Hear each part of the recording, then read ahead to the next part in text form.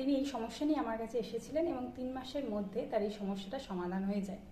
ভালোভাবে তাদেরকে বোঝাতে পারেন, অবশ্যই আপনার কিন্তু এই অ্যাকাউন্টটা আবার নর্মাল অবস্থায় ফিরে আসবে। সেই যে পার্টিকুলার স্টেট থেকে হয়েছে, আমি এখন মেনশন করছি না, সেই স্টেটে না আমি গেছি না আমার ক্লায়েন্ট গেছে, আমরা কলকাতায় বসে সেটাকে সলভ করেছি।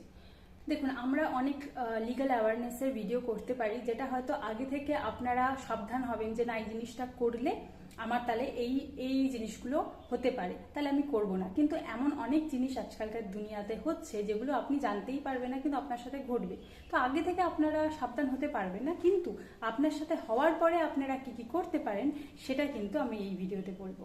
আপনাদের যাদের অ্যাকাউন্ট লিয়েন হিসাবে ডিক্লেয়ার হয়েছে বা আপনাদের যাদের অ্যাকাউন্ট ফ্রিজ হয়েছে তারা অনেক চিন্তায় আছেন। আপনারা অলরেডি জেনেও গেছেন যে কি কারণে এগুলো হচ্ছে, তো সেইগুলোতে আমি আর যাচ্ছি না। আপনারা কিভাবে এখান থেকে মুক্তি পেতে পারবেন সেটা আমি আপনাদেরকে আজকে জানাবো। তার আগে আমি আপনাদের সাথে একটা স্ক্রিনশট শেয়ার করি, যেটা আমি শুনছি যে অনেকেরই 1 বছর 2 বছর 3 বছর 5 বছর লেগে যাচ্ছে, যে এই লিয়েন যাচ্ছেই না, ফ্রিজ যাচ্ছেই না। তার অ্যাকাউন্টে কিছু টাকা ছিল, তো কিছুটা অ্যামাউন্ট যেটা একজনের কাছ থেকে অনলাইনে ট্রান্সফার হয়, যখন তিনি সেটা উইথড্রল করতে যান দেখেন যে সেই অ্যামাউন্টটা উঠছে না, ইনসাফিসিয়েন্ট ব্যালেন্স দেখাচ্ছে। তো ব্যাংকে গেলেন, ব্যাংকে যাওয়ার পর ব্যাংকের যে ম্যানেজার আছেন তিনি দেখালেন যে সেই টাকাটা আছে বাট লিয়েন, সেই টাকাটা কিন্তু তুলতে পারবে না। লিয়েন হিসাবে আপনাদের যে প্রিন্ট আউটটা দেবে ম্যানেজার, সেখানে দেখবেন ওপরে লিয়েন বলে লেখা থাকবে। তাহলে এই ক্ষেত্রে আপনারা কি করতে পারেন? আমার যে ক্লায়েন্টটা ছিলেন তিনি এই সমস্যা নিয়ে আমার কাছে এসেছিলেন এবং 3 মাসের মধ্যে তার এই সমস্যাটা সমাধান হয়ে যায়। ধরুন আপনি কলকাতায় থাকেন, এবার কলকাতার যে সাইবার ক্রাইম পুলিশ স্টেশন আছে সেখান থেকে যদি এটা হয়ে থাকে তাহলে তারা হেল্প করতে পারবেন, কিন্তু যদি অন্য স্টেট থেকে হয়ে থাকে কিন্তু তারা হেল্প করতে পারবেন না। তো এখন ডিজিটাল ইন্ডিয়া হয়ে গেছে, তো ক্যাশ আপনি সব জায়গায় পাবেন না।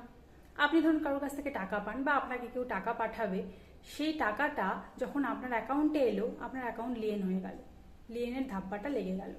আপনি কিন্তু জানেন না, আপনি কি করে জানবেন যে তার অ্যাকাউন্টে এরকম সমস্যা হয়ে আছে? এবার এটা তো চেন ওয়াইজ হচ্ছে, তার অ্যাকাউন্টে যদি লিয়েন থাকে, সে যদি আপনার অ্যাকাউন্টে বা তার লিয়েন পড়বে, আপনার থেকে আবার এলে লিয়েন পড়বে, তো এই চেন ওয়াইজ যে সমস্যাটা হবে, তো এটা আপনি কিন্তু আগে থেকে কোনো রকম প্রিকশনস নিতে পারবেন না। তখন এই সমস্যাটা আপনারা দেখলে প্রথমেই বলবো ভয় পাবেন না। আপনি যদি দোষী না হন, আবারও মেনশন করছি, আপনি যদি দোষী না হন আপনি ভয় পাবেন না। আপনি প্রথমে সেই ব্যাংক, যে ব্যাংকে অ্যাকাউন্টে আপনার এই সমস্যা হয়েছে, সেই ব্যাংক বা আপনার কাছাকাছি যে সাইবার ক্রাইম পুলিশ স্টেশন আছে সেখানে যান, আপনি বলুন আপনার সমস্যার কথা। সেখান থেকে কিন্তু একটা অ্যাকনলেজমেন্ট নাম্বার, কোন স্টেট বা কোন সাইবার ক্রাইম পুলিশ স্টেশন থেকে এই যে আপনার লিয়েনটা লেগেছে বা লিয়েনের ধাপ্পাটা লেগেছে সেটা ওনারা বলবেন এবং তার মেল আইডি বা ফোন নাম্বার প্রোভাইড করবেন। আপনারা সেটা নিয়ে তাদেরকে মেল করুন বা ধরুন যারা এই বিষয়ে জানে তাদের সাথে কথা বলুন। যদি আপনি দোষী না হন, আপনি প্রপার প্রুফ দেন, আপনি ভালোভাবে তাদেরকে বোঝাতে পারেন, অবশ্যই আপনার কিন্তু এই অ্যাকাউন্টটা আবার নর্মাল অবস্থায় ফিরে আসবেন। তাই বলবো ভয় পাবেন না, আপনারা কিন্তু স্টেপ বাই স্টেপ যা বললাম করুন।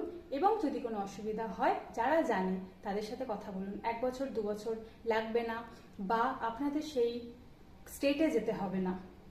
হ্যাঁ, আপনাদের কেসটা কেমন পর্যায়ে আছে, কি অবস্থা হয়ে আছে সেটা অবশ্যই জানতে হবে, তারপরে কেউ ডিসিশন নিতে পারবে। আপনাদের কিন্তু সেই স্টেটে সবসময় যাওয়ার প্রয়োজন হবে না, এটা জানার পরেই তবে বলা যাবে। আগে থেকে ভয় পাবেন না বা ভয় ছড়াবেন না। আগেই ভিডিওটা সেভ করে রাখুন এবং যাদের প্রয়োজন তাদের সাথে শেয়ার করুন।